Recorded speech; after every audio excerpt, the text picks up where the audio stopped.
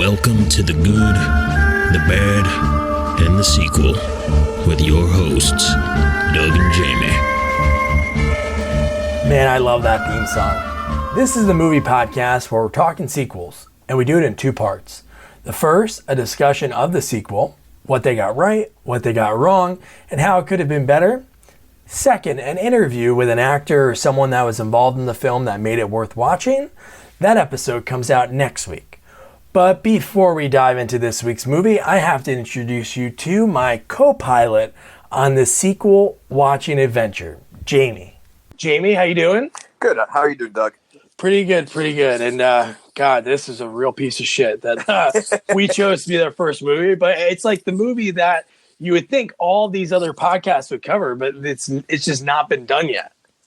Yeah, there's a reason why I never watched this movie, and I always thought it was going to be bad, but after watching it, it's worse than I imagined. Oh, I know. And I want you to be honest with me when we're breaking down the movie in a few minutes. What I want you to do is tell me, be honest, when you wanted to turn it off. But obviously you didn't want to because you didn't want to leave me hanging because, it could be 10 minutes in and then it's just me talking about everything. Yeah, I've told you so many times, I've only thrown off about 4 movies. 3 of them might be in the Fast and the Furious franchise. This would have been one of them. Without doubt, but I will let you know. All right, great. And I'm sure there's going to be a lot of them over the next, over all these episodes that we're going to do, that there's going to be a lot. That's our goal, is to make sure it's a movie that you want to throw off. But maybe you'll find some silver lining. You actually enjoy some of these movies. Before we dive into the movies, I want to just break down, obviously, the difference between the original and the sequel. And honestly, I don't know if I would really call this a sequel. It is on paper, but it's so much of a gap. And it's funny. I actually wrote that down. One of the things I wrote down was, what does this have to do with the first movie? Because it's not a sequel. I mean, it's, and not to go too far in there, but the fact that they even had the nerve to try to find a very similar dog, that it's a different. At first, I thought it was the same dog from the first movie, but it's not. That would have been respectable if they at least had somebody from the first movie. And when you think it's called Son of the Mask, we don't want to dive too much into it. Yeah. But let me just break down like little things about the movie. Okay. There's an 11-year difference between the two movies. And obviously the first one was an insanely successful film. You had Jim Carrey at the height of his fame. That was the year that he had 3 movies just do bonkers in the box office. Yep. He made so much money. Now, that movie, what do you think the original budget for the first film was? I would say that's probably Jim Carrey's second movie. He still wasn't that big guy yet. Cameron Diaz was a nobody. I think that was the first movie. She never looked any better. That's true. But I would say $12 million. All right. Well, it's $23 million was the original budget. Okay. All right. And just think of when you look back at that movie, there's some pretty good graphics in that movie. Right around that same time Jurassic Park came out, it was like that first time you watch these movies and you're like, you know what? It's not actually cartoon animation. It was actually like good 3D effects. All right. So that movie, what do you think that movie made in the box office? Well, I do know that Jim Carrey, because I was a huge fan of his in the past, and I know his first 5 movies made over $100 million. So I'm going to say 125. Lowballing Jim Carrey, $351 million. All right. So just think of, all right, now we're going 11 years into the future. Okay. Not even just, obviously we know just the premise of our podcast. This movie wasn't successful at all. But just think of the budget. Watching that movie, you got to think who's in it. Jamie Kennedy, I don't know does he have a height of his fame? Look who's in it. Really breaking down the cast. There's not anybody that's monsterly huge at that point. What do you think the budget? What was that? Well, I was going to say, and then you have people like Stephen Wright, which I can't. Oh, I know. Right. Okay. So they had him in there, but they didn't even use his comedy. His flavor of comedy is the one-liners, the zingers. And they didn't even use that. They used them as an actor. And it didn't fit. But budget-wise, I would say for this movie, because I think the special effects 10 years earlier were 100 times better than what we saw here. $25 million. All right. Well, I hope you're sitting down. It's anywhere. They don't have the actual, for a lot of these bomb movies, they don't report the real numbers when it comes to that, which is kind of freaky, but it's anywhere between $84 and $100 million to make this movie. I think I mixed it up a little bit. I think how much did it gross? It was probably closer to, Yeah. Yeah. 100. That's crazy because Yeah. no one in the movie got a big salary. I mean, I can't imagine Jamie Kennedy commanding, more than $2 million, if that. Oh, I know. It's mind blowing, and maybe all that, and then in the box office it made 60 million. So maybe that budget went all into those replica masks that they had throughout the film. All right, so let's just dive right in. So Okay. right off the bat, this movie, it opens up. It's so funny, these crappy movies, they always open up with, you have a terrible like logo for like the movie company. It opens up with some company logo. I think it said Pathy, and then it projects a shadow of a rooster, foreshadowing us getting fucked for 90 minutes. Well, do you know that Jim Carrey was actually offered the role for this, and at the time he didn't want to do sequels. Wow, is this in 2005 or earlier? They tried to give it to him. That I don't know, but I'm going to say 2005 only because the movie Jim Carrey made in 2005 was Fun with Dick and Jane. Oh, okay. And that was, to me, like, it had its funny moments, but I think that was the start of Jim Carrey's his career going down. So it would make sense for them to say, hey, listen, you know what? You're not back on top again. Let's throw like a sequel at you. And I think at the time he still wasn't ready.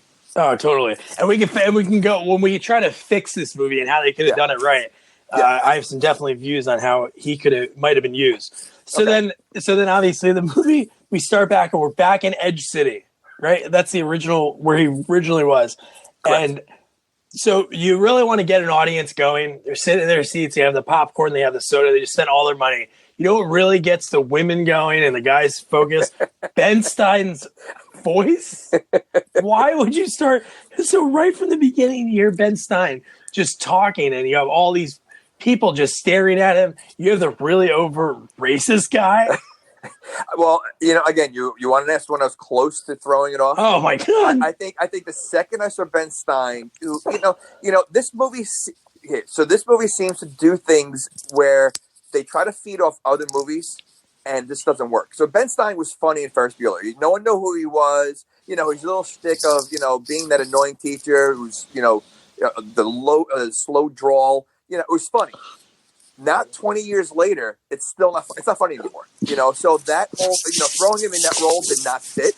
And I was ready to throw it off because again, Ben Stein, I'm not a fan of his, and I think he's stupid. I'm like, if it's going to start off with like your big cameo of Ben Stein, I can't imagine where it's going to go from here. I know, they could have started so much better with that. So then we go in, and I want to correct myself. I should have been looking at my notes. The redneck, he wasn't racist. He was homophobic. He was calling people fruitcakes. Yes. I don't understand. But yeah, so then the next thing that is mind blowing, and I don't remember this from the first movie, but then Loki shows up, Alan Cumming, and is that like is this like a prequel to Thor? So, well, the mask was supposed to be of the guy of Loki. Was Ben Stein in the first one? Was he the owner of? Wasn't there an owner of the mask shop in the first one? I don't remember a mask shop in the beginning one. Yes, there was. So, because Jim Carrey brings the mask to a shop, and I don't remember, but I want to say it might have been Ben Stein. Oh, really? But I could be wrong. But it was the mask was talked about. Loki.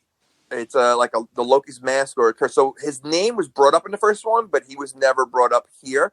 What I didn't understand is why did he look like a drag queen at the museum? Like the way he was dressed and he had this makeup, he looked like a drag queen. I know, it made no sense. He wasn't in. I don't know if he was in the original mask. I'm trying to look it up. Who, Ben Stein? Yeah.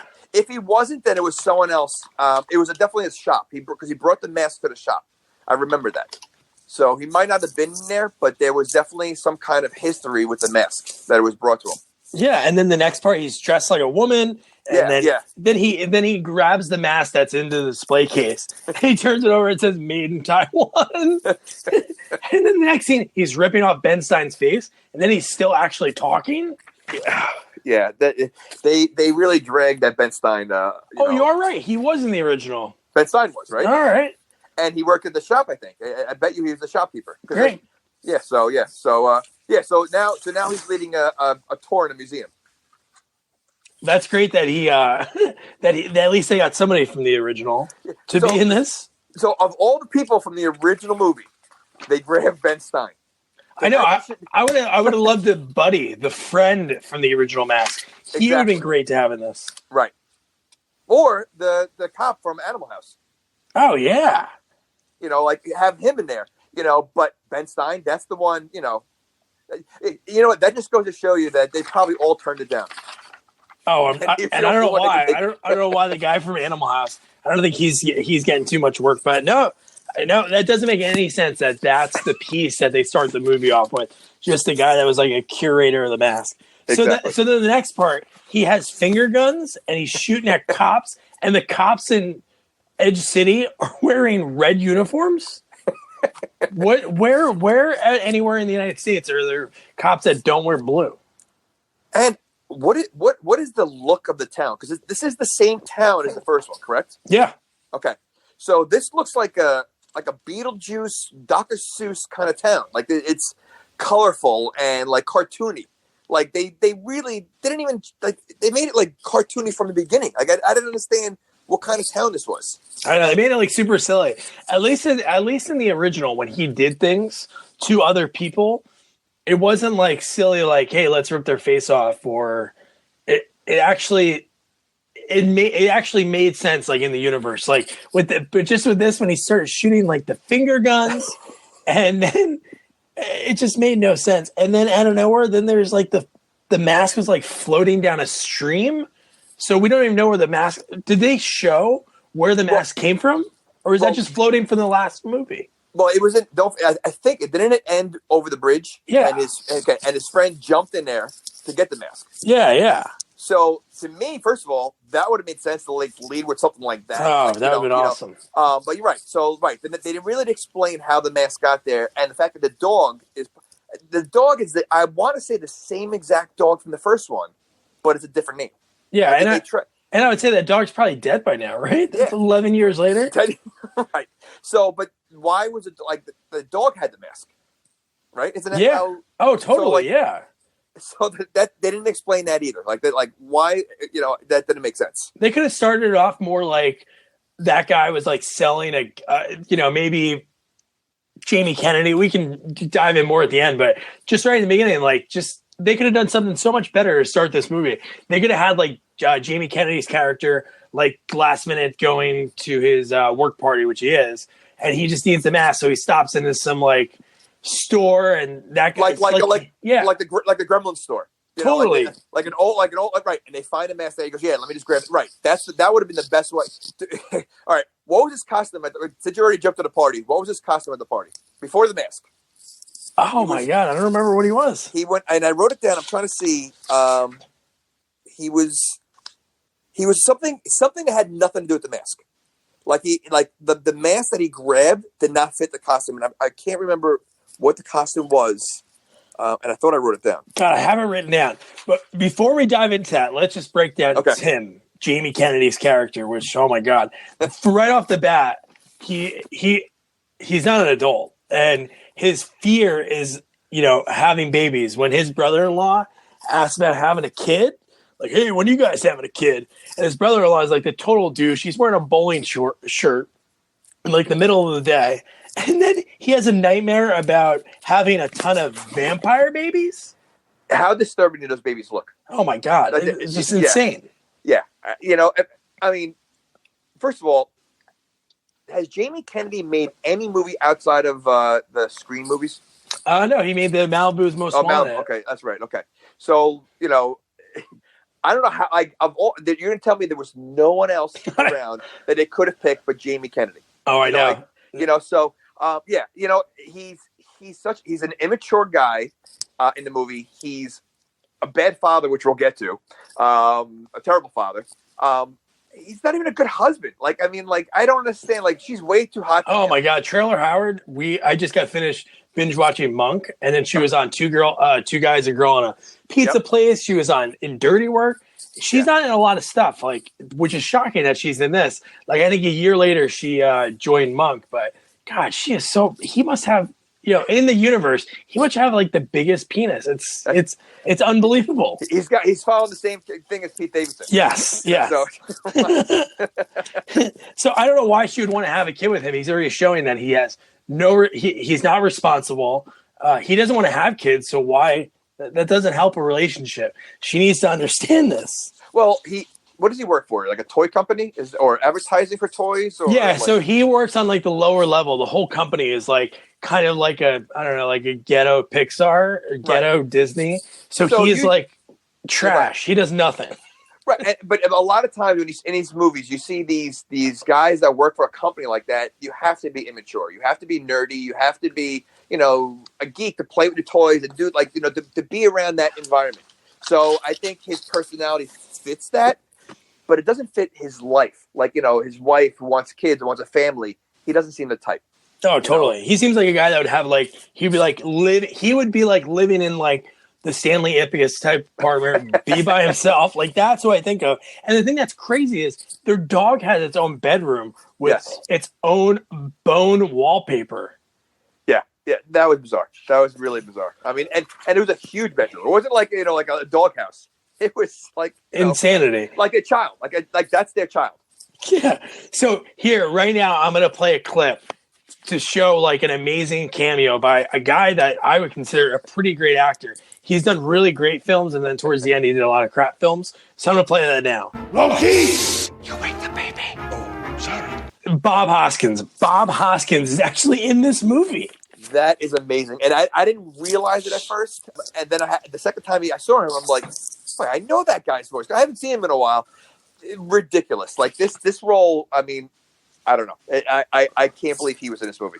And I think that's even crazier. At first, when I saw him, when he pops up in the sky and he's talking to Loki and telling him, like, you have to find the mask.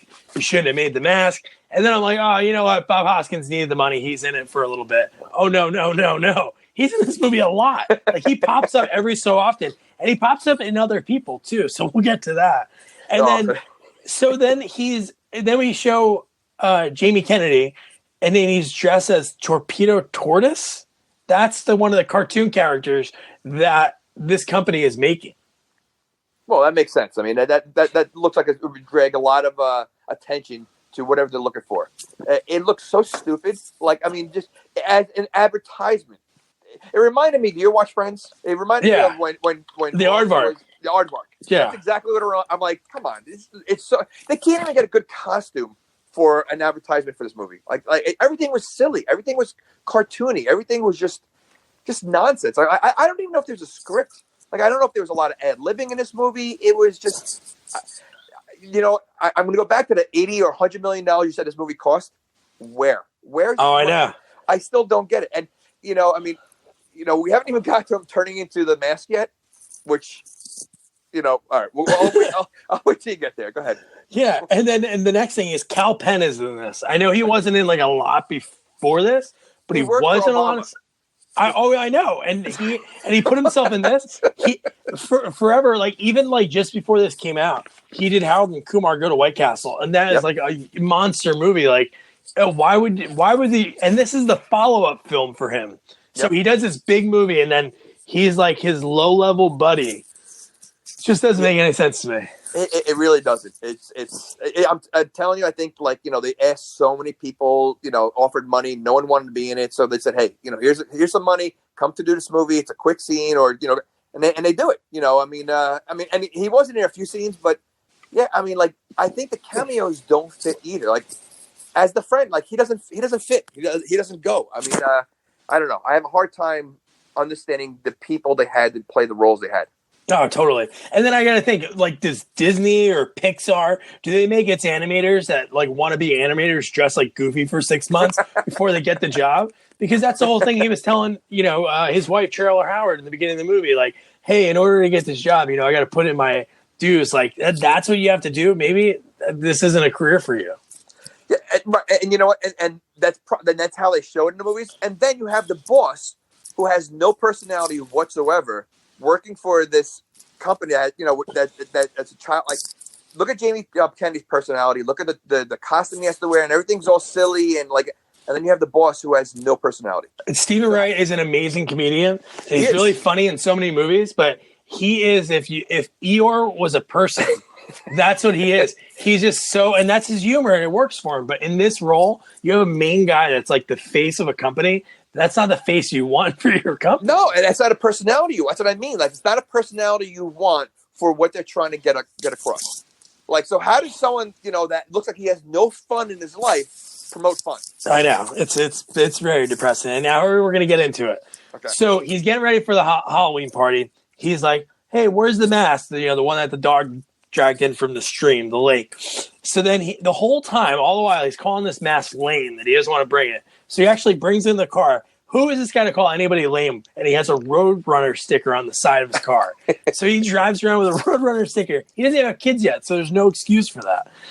Well, I do think the Roadrunner comes in later in play, and I'll go once we get to that point. I'll go over it. So I think there's a kind of a foreshadowing. All right, good. There you go. Yeah, so, and I wish I remembered the costume that he wore, because I remember seeing like the mask that he decided, I can't wear the mask I wanted to wear, so let me wear this instead.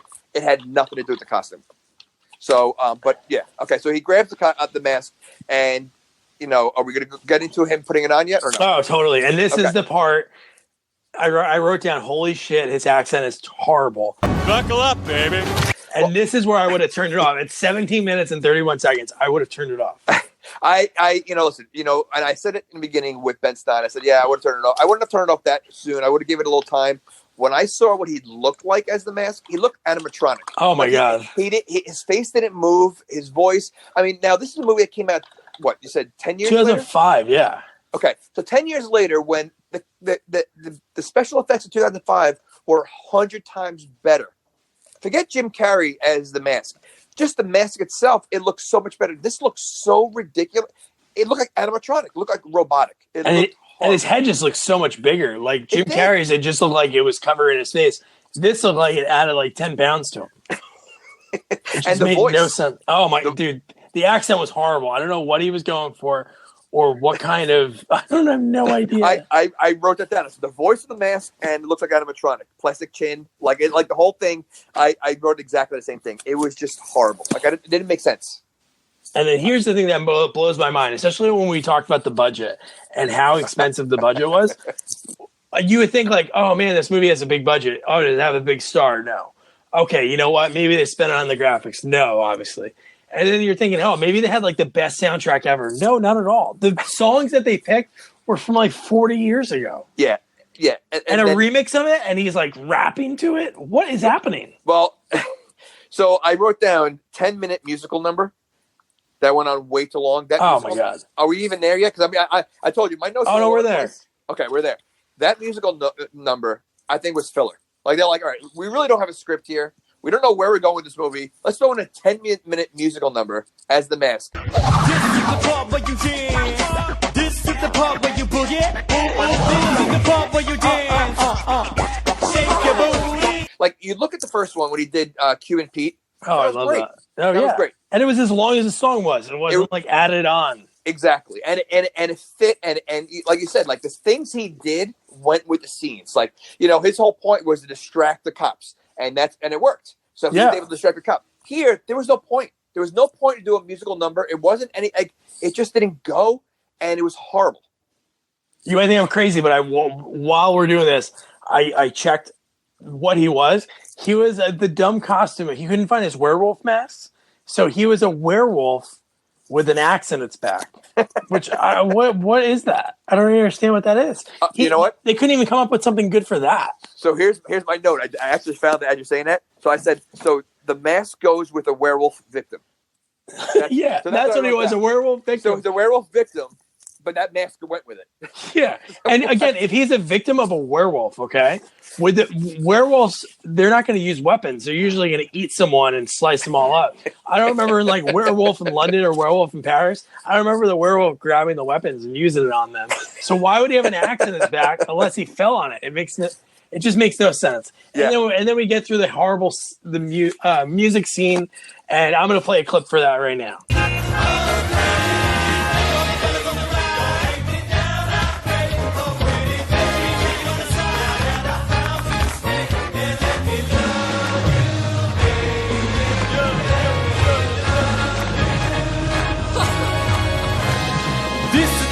you boogie. This is the part where you dance.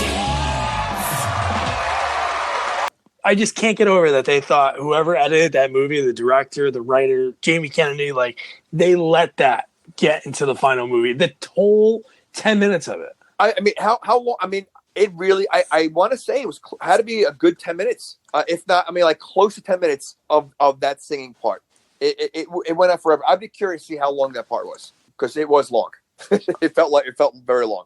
Yeah, and it was just, and then Stephen Wright's obsessed with him being the green guy. Like, he's just like, who's that green guy? And then that's the whole rest of the movie. Like, he's obsessed with this freaky looking creature. And what did he do to become obsessed with it? He sang the song. Like he didn't do anything.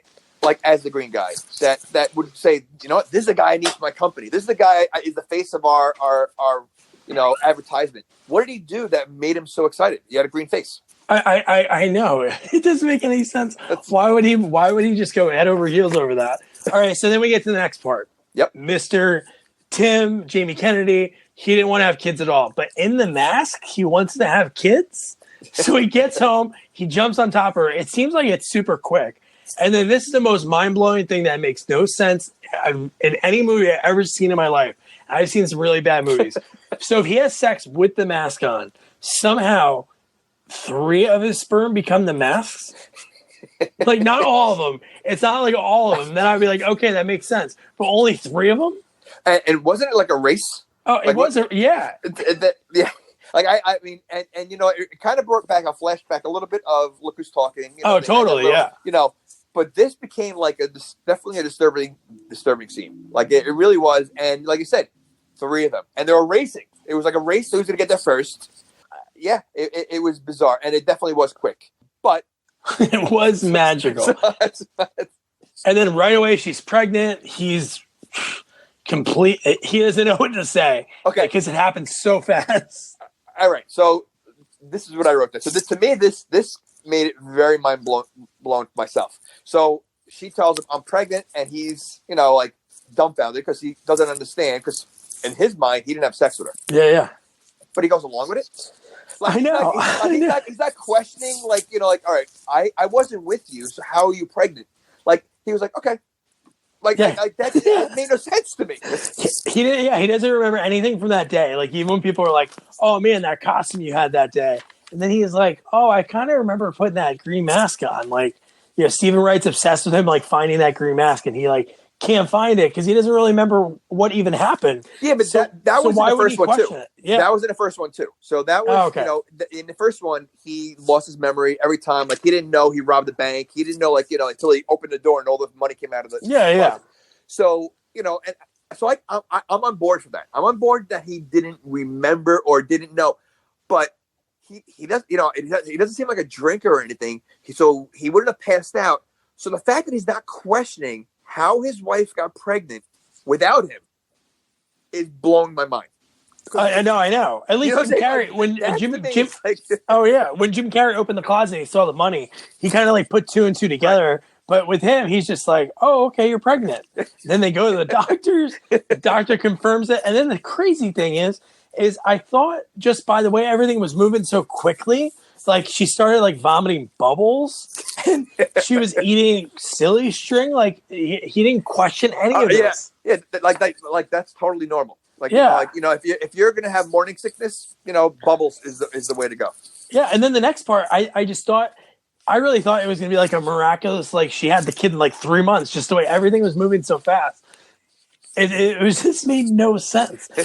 And then the baby dancing in the ultrasound, like there was just so many crazy things that happened with the baby. Yeah. But here, I want to jump ahead a little bit. So when Loki goes to the like some shop that has like a bunch of old artifacts. All right. So when he's in that shop, I don't know if you remember that guy, Jerry Minor. He was in a bunch of stuff. He was in Lucky Louie. Yeah. He was in the Artie Lang softball movie. Yep. So he's pretty funny. He's never the star, but he always has really good roles. Yeah. And then Bob Hoskins back again.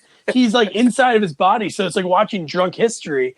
And he's like jumping around like crazy, telling him he has to find the mask. And somehow Bob Hoskins knows that there's a baby from the mask. I mean, back to the mask though. Why did they want the mask so bad? Like, did they ever explain it? Did they ever explain what's the purpose of the mask? Because obviously Loki has powers without the mask.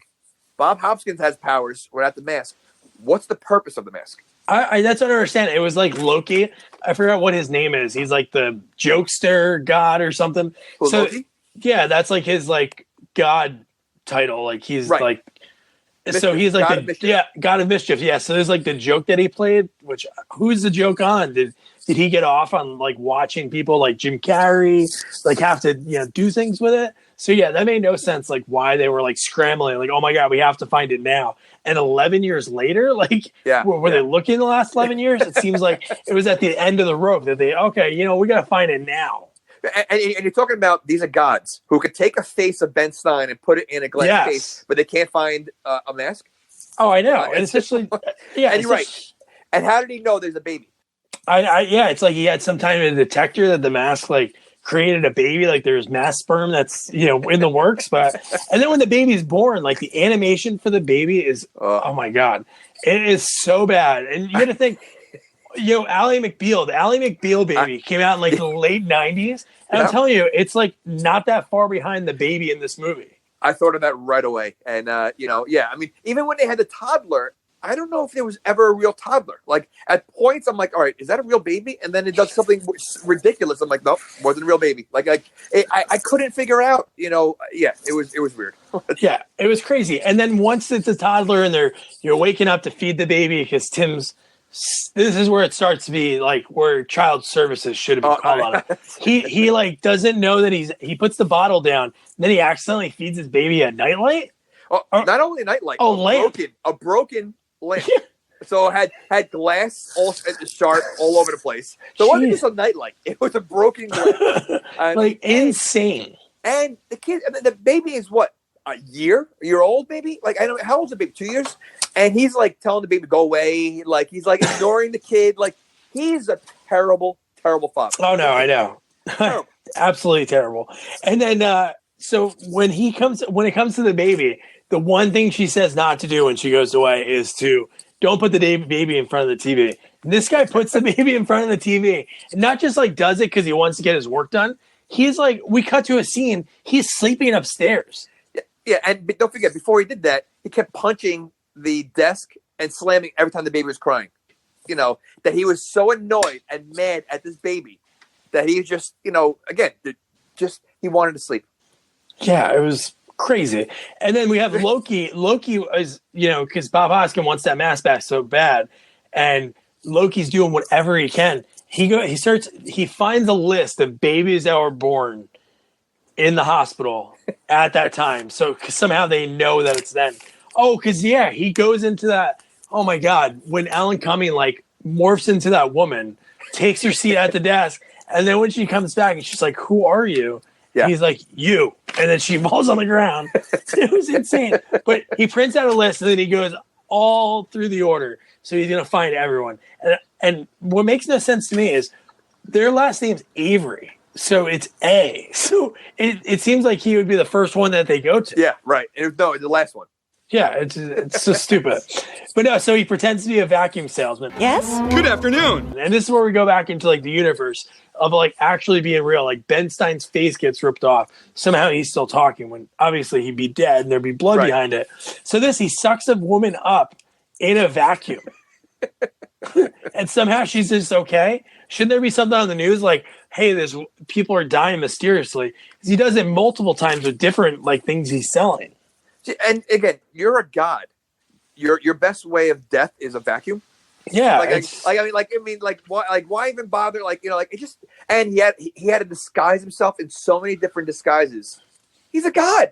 Like why did he has this again? We'll go back to Ben Stein. You could take someone's face and throw it in there. Keep talking. You could suck a woman up in a vacuum, but you still have to use disguises to get where you need to go. Yeah, or you have to print out a thing on the computer. Shouldn't you be able to to just think of the computer and get all the files in your head? And then it goes back to God of Mischief. He's just he's just as irresponsible as Tim is. So Odin, I get Odin's gripe because he's telling his son to do something. He has a certain amount of time, And look what happens. He's like fooling around, like wanting to put all these different costumes on. Couldn't even just knock on the door, snapped his fingers. The woman like freezes, and then he checks to see if it's the baby, and then leaves. It doesn't make any sense. And then here's the most mind blowing part of the movie to me: when the dog puts the mask on. All right, and he says the catchphrase from the original film. Yep. It was like mind blowing.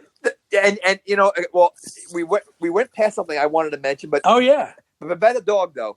See, now this is my point. The dog in the first one, when he puts that mask on, made the whole movie. Like it was like no one expected that. Oh it was funny. Like it wasn't, you know, like they dragged that dog wearing that mask so long. Again, it's funny in the way it happened the first one. Dragging it didn't work here, and we'll get to the dog. But when you talk about putting the kid in front of the TV, do you remember what the kid was watching? Now this movie was made in 2005, right? Yeah. Okay. Do you remember what was on the TV? Wasn't it like really old cartoons? It was Woody Woodpecker and Transformers. Yes. Cartoons. So 2005, that's what the kids watching on TV is Woody Woodpecker. And again, with the budget that they had, I'm sure they could have like licensed some really good films. But that was, I was looking at him like, why is the kid watching old cartoons? You know, I mean, just, you know, I had to go back to that. So that didn't make sense either. Oh, it was totally ridiculous. And then with the dog, the thing that's crazy about the dog when he gets the mask is what's insane is his whole thing. His mindset is like, I have to kill this baby. I have to murder this baby. And this is where the Roadrunner comes in. So I think that whole sequence between the baby and the dog was the Roadrunner and the coyote. Oh, that's good. You know, and that dog was the coyote 100%. He had all these different schemes and like gadgets that never worked. And the baby was able to, you know, make sure that the baby was safe and always backfired on the dog. Especially that last one that dragged him through the whole house. Yeah, like that was such a Roadrunner coyote move. That's I think where again I saw the Roadrunner in that whole scene, you know, that whole scenario. That's good. You were paying attention a little more than I was. And then going back to the old things that I was watching, and again, we talked about the soundtrack, like the old songs that they use in this. So the big scene in the movie, the baby, first time the baby, like we saw those few times that the baby was like doing crazy stuff, and then Tim would like blink, and out of the corner of his eye, the baby would be normal again. But the first time the baby, he's on the phone with his wife. She's like she has a really good job. She's working for a good company. She's in New York, and she calls home to him. And while they're on the phone, this baby starts doing the Michigan J Frog. Hello, my baby. Hello, my honey. Hello, my ragtime gal. He's singing the Michigan Rag and I Love You, Baby are the soundtrack for this movie. Again, back to Bugs Bunny. And that's, don't forget the frog, you know, that all came from Bugs Bunny. Yeah. So they had maybe Mel Blancs was one of the writers for this, you know, it was a lot of Bugs Bunny throwback in this movie. And I had to show my daughter the frog because she never seen the frog dance, like the whole cartoon. Oh, yeah. The guy goes to prison and the frog won't stop singing. They did the same exact thing in this movie. And like, again, out of the blue, like it wasn't needed. It was like, it was so stupid. It was like, all right, let's just throw something else in here. Let's just throw this in there. And like, it made no sense. I'm gonna be honest with you. This was like his only movie that he wrote, really, like big movie. Other than that, he wrote for the big hit, The Chevy Chase Show. And then he wrote for Politically Incorrect. He wrote for Cat Dog. He wrote for like a lot of silly things. So wait, the big hit. What was the big hit? Was that the one with Mark Wahlberg? Oh no, he didn't write that. I mean, like he just took pretty much like that's the only big hit he had. I mean, like the Politically Incorrect, and he was only there for a year. But like other than that, he didn't write like. So I get why he wanted to do this. It's like his big opportunity, but it was really bad. No, again, you know, that frog scene, you know, the singing of the baby, it just had no place. There was no place for, and you know what it is? Honestly, I think it's filler. That whole scene lasted. Oh, totally. Minutes, yeah. You know, and he was able to drag that out. So because there really is not a storyline to this movie. There's no storyline. Loki wants the mask. That's it. The guy doesn't want a baby. So like it didn't match. So they're like, all right, let's get these big like numbers, these scenes that will drag and make the movie longer. How long was the movie? Do you know? It was. This is even crazier. So the movie was 96 minutes total, but it ends at 90. So there's 6 minutes of credits, and it's like, what were they trying to do? So yeah, you're right. If they took out those 10-minute clips here and there, Yeah. like this movie could be like a solid like 45 minutes long. Oh, easily. Like it doesn't make any sense. But the one thing is that like when the baby was doing all that crazy stuff and hitting Jamie Kennedy and causing him pain and dude, I was secretly hoping like he would die. And then the rest of the movie was just like the baby and the mom. But obviously that didn't happen. But how about when he was changing the baby? Okay, so I wrote down, and I don't know why I wrote it down, but I wrote down peeing. So am I like, just remind me, because there must have been something with peeing that stood out. So in so many movies, they have that trope, like the person's changing like a baby boy and they pee on him. Right. So in this part, the pee starts coming out one stream. Oh, yeah. And then it starts coming out in 3 streams. So are we to say like the baby in the mask has 3 penises? Like I have no idea. He had 3 sperms, right? 3. So maybe they each have their own. Maybe that's how that works. I don't know. We have to get a doctor on the show. Yeah, we have to. Yeah, we'll bring.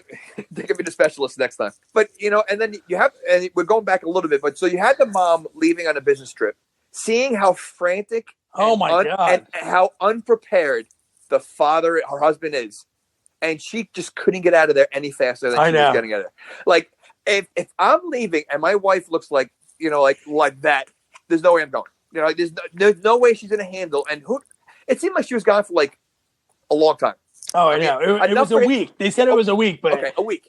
So there's no way she saw his face that she's going to say, you know what, my son is in good hands right now. I know. What? Well, she knew what she was getting into when she married him and had sex with him when he came home from a work party. So no, it's totally on her that she had to deal with that. Yeah. So yeah, and then what do I have here? I wrote something else down here. Nosy neighbors. Oh my God, that's my favorite part of the movie.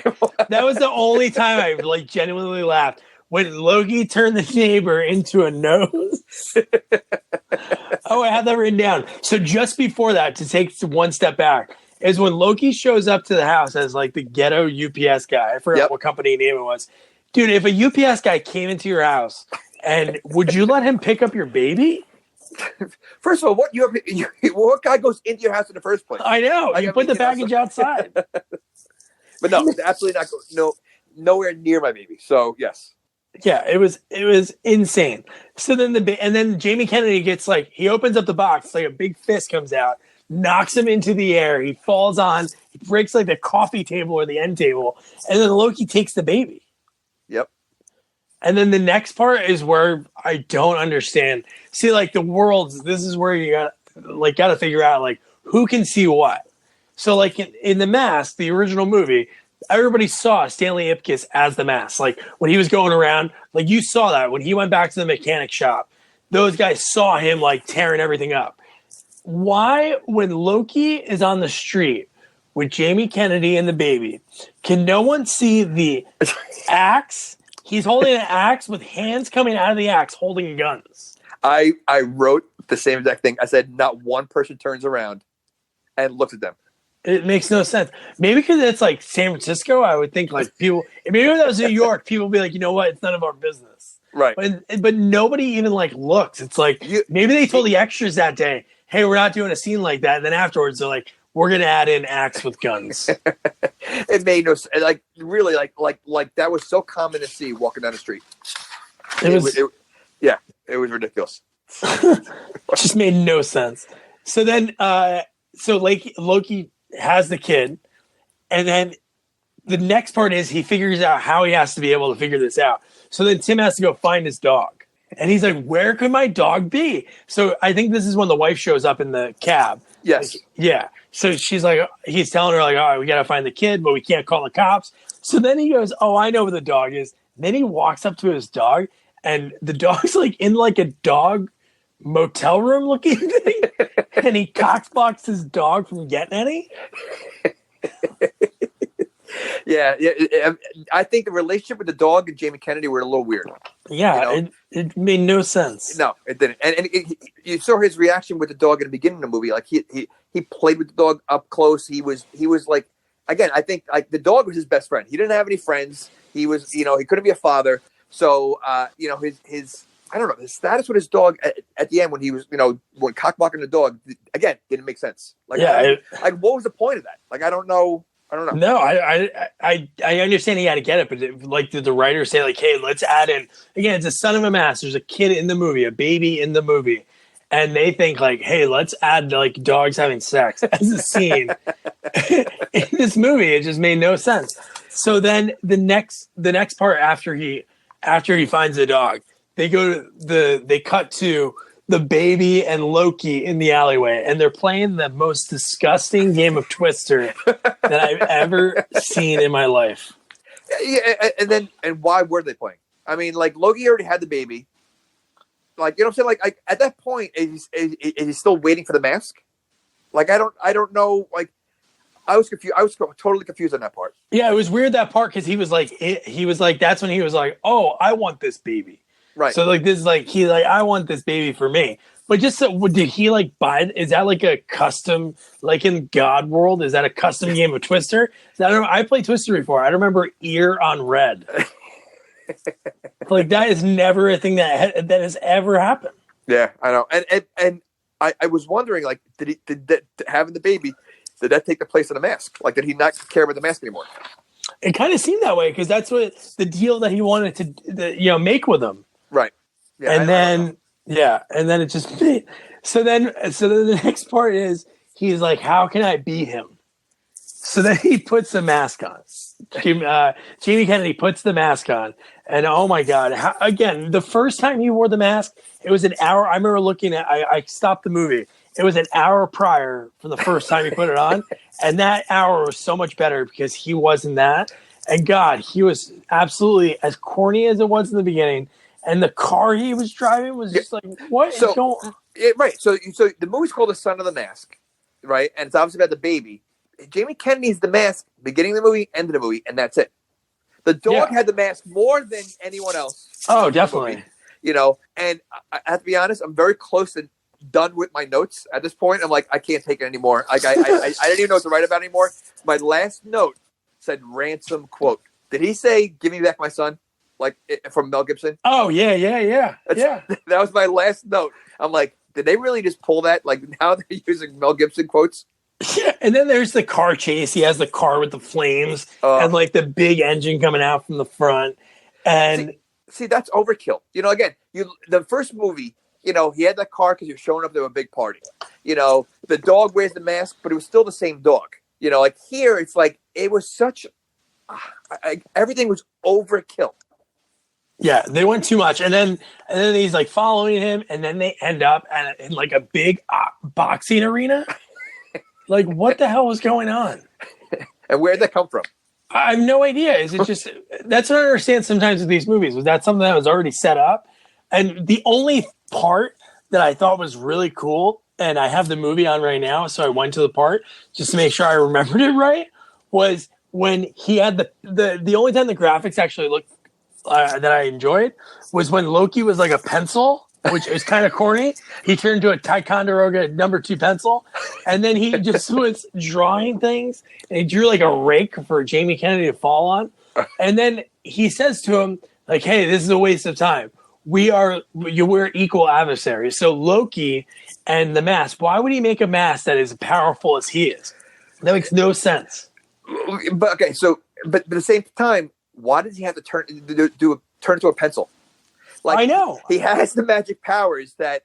So he does all this crazy stuff. He could change into anybody, but in order to do something else, he has to turn into a pencil. Like, again, that didn't make sense either. Like, it's almost like his powers are strong at sometimes, but sometimes he has to like manipulate whatever powers he has.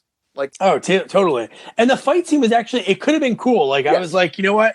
This could have been really cool. A nice boxing fight. It would have been funny if they like maybe ripped on Rocky, like done some of those, like, I don't know, like the same kind of sequences, maybe like the big, the spit coming out of the mouth from the punches. But no, it ends with like a fart in the face. Like, and You know what? Again, doesn't this remind you a little bit about Bugs Bunny? You know, Oh, totally. The pencil.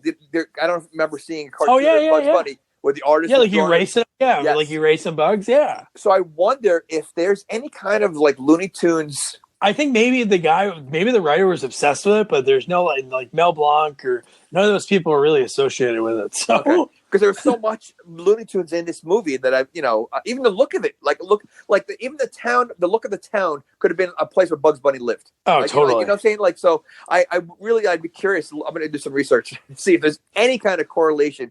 Yeah. This movie and the Looney Tunes. Yeah, definitely. So then we get to the climax of the movie. They're going to be like, hey, we're going to let the kid decide. Like, I love my kid. I'm not going to let him decide. Like, why would I even put myself in that position? Like, what if my kid chose, the fun Loki guy versus the dad that really didn't care about him? The one that gave him a lamp with like glass shards? Yes. So you're leaving it up to a 2-year-old.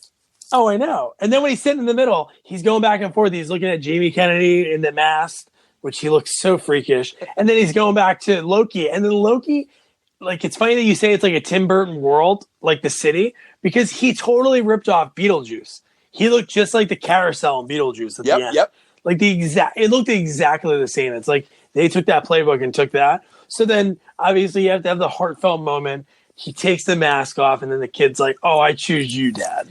Yeah. Meanwhile, though, in reality, I think Loki was a better father to the kid totally. for those 10 minutes that he had him than Jamie Kennedy ever was. Yeah. And then Loki is going crazy, and you're like, oh my God, he's going to kill him. He has a big hammer. And how the hell is that's again another thing with the God thing. So he's a God. He's strong. He can do whatever he wants. He could suck up a woman into a vacuum cleaner, but he has a super like large hammer, and he's not able to kill them. Jamie Kennedy actually can hold up the hammer. And then the hammer has drill bits that come out from the side of it. So then the very end of the movie, he gets Saved by the Bell. The timer goes off. So, Odin calls him home. It just doesn't make sense. Again, he's a god who could probably instantly snap his fingers and break his neck, but he has to bring all these huge hammer, all that stuff. Like, why? Like, I mean, like, and again, honestly, that adds to the stupidity of the movie. It's like, I think, again, they're like, this movie stinks. We have no right. So let's try to do some silly special effects to try to grab some kind of attention. Oh, I know. And then Odin gets the mask back, and then... Didn't Beetlejuice have a big hammer? Yes, he did. He had the 2 big hammers when he came out from... Yeah. So then at the very end, he tries to make Odin take his son back, and so at the end of the movie, the mask is given back. And then obviously from everything we just saw, they used that as the TV show to get Stephen Wright. Right. Like even more famous. So they had the baby crawling around. They have all of that going. So it's just... So that's why obviously we're so stoked that movie was over. So before we go into how we think, because I think we both have pretty good thoughts on how we could have like saved this movie. Yep. Here's a few things. So the Razzie Awards, how they break down like yeah. So worst movies from that year, it was up for worst picture, and it was up for worst sequel or remake. It won for sequel or remake. It beat out Bewitched, Deuce Bigelow, European Gigolo, Dukes of Hazzard, House of Wax. And then for the worst picture, it beat out pretty much all. It actually lost to Dirty Love. That was the Jenny McCarthy movie. Oh, man. Well, first of all, I didn't even know there was a sequel to some of those movies you mentioned. Yeah, well, some were remakes. So Deuce of Hazzard had two movies? No, it's just I guess they call it a remake from even like the TV show. But yeah, that's pretty much the only. It was up for a lot of awards, but that was like the only one that it won. So let's dive in on how we would be able to fix the movie. The first thing that I have to offer to this would be what we mentioned at the beginning: a better movie. Like obviously, it wouldn't, in my eyes, Son of the Mask was a dumb way to go. The only way it would work Son of the Mask is you have Jim Carrey either it be now, and he has a son that's 11 years old that finds the mask. Brings it to school somehow or becomes like cool. Yeah. But to be honest with you, if Jim Carrey was given the same script, the same movie, I still think the movie would be trash. Like I don't think. Oh, totally. I don't think Jim Carrey. I love Jim Carrey. But if you're just going to swap the actor for the actor, it might have raised the bar a little bit. But the movie was so bad to begin with, like it wouldn't have fit. So but I think I got to assume this is not the script that was given to Jim Carrey. I would assume that he was given a different script, and Jamie Kennedy couldn't do the Jim Carrey stuff. Oh, totally. So yeah. they had, you know what I'm saying? I also think that 10 years is way too long. You know, I think a lot of people forgot about the first movie. You know, they weren't a huge fan of Jim Carrey. So, you know, they're not going to put two and two together. So I think 10 years would be way too long. Yeah, or if you're going to do it, have it be The Mask 2, and then if you do have all the money in the world to throw at Jim Carrey, do like what a lot of these movies are. They're kind of like the regurgitated of the first one with like just a different story plot. You know, they could have got what's her name? The girl that was in it, the original. Diaz. Yeah, they could have got Cameron Diaz probably back in it. Like you never know, but no, I totally agree with that. But again, even a better sequel. Again, you have Jim Carrey be in it for a little bit. You know, 11 years later, even if it was a few years later, and you have the buddy in the movie. So when he dives in, he gets the mask. Yep. Have the movie like start from right there. Yeah. Like that buddy was great in that movie. He was all about like hitting on chicks at the bank. He was like oogling all over Cameron Diaz when she came into the bank that day. And it's just like, that would have been such a better movie. 100%. And you know what? Or, I mean, honestly, well, first of all, like, you know, I don't even know what audience this movie's for, because, you know, the first movie is for adults, you know, and they loved it. This movie, I don't know if is it a kid's movie? You know, is it because if they wanted to make this a better movie, I think, and they wanted to direct towards kids, then I would have honestly focused most of the movie on just the kid and the dog, the whole movie. Totally. Kennedy, and let it run out as these two trying to live together, almost like, you know, The Secret Life of Pets, but like have them, this is their story. The movie would have been better.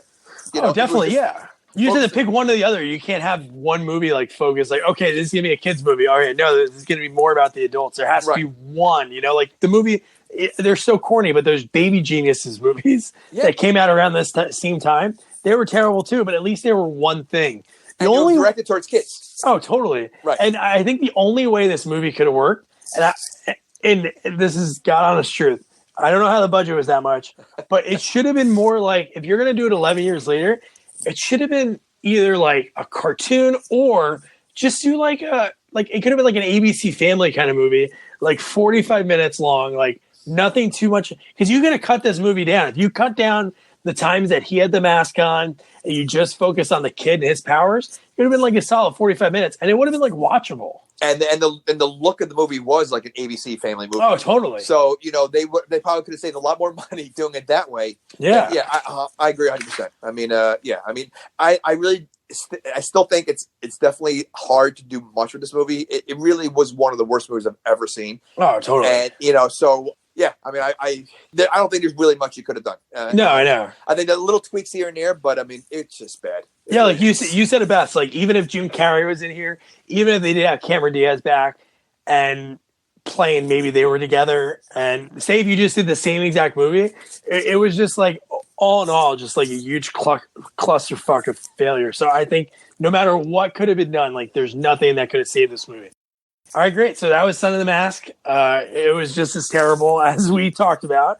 So, Jamie, would you, I know you said you would turn it off pretty early, but would you even tell anybody, hey, watch this movie just for fun?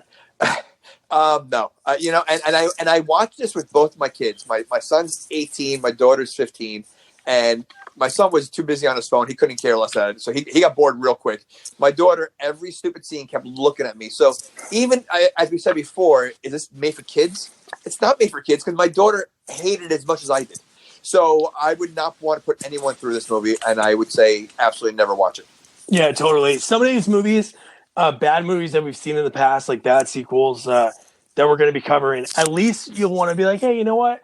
There's some good parts to it. Exactly. Really boil it down. The only time I laughed is when Loki turned the neighbor into a giant nose, and when Bob Hoskins was in Jerry Minor jumping around in the shop.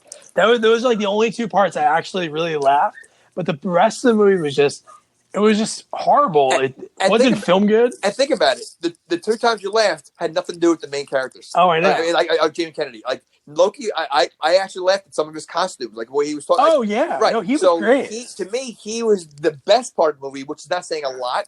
But yeah, him and Hopkins, to me, that was the movie. So yeah, I mean, I wouldn't recommend it. Absolutely not. All right. I wonder if the people that, the folks at Marvel watch this movie and they're like, you know what? Maybe a Thor movie could work nowadays. We already have them talking about it. But okay, great. So first episode done.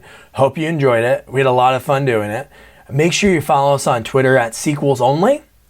Of course, subscribe. I promise going forward, our audio is going to be so much better. We found a different way to do it.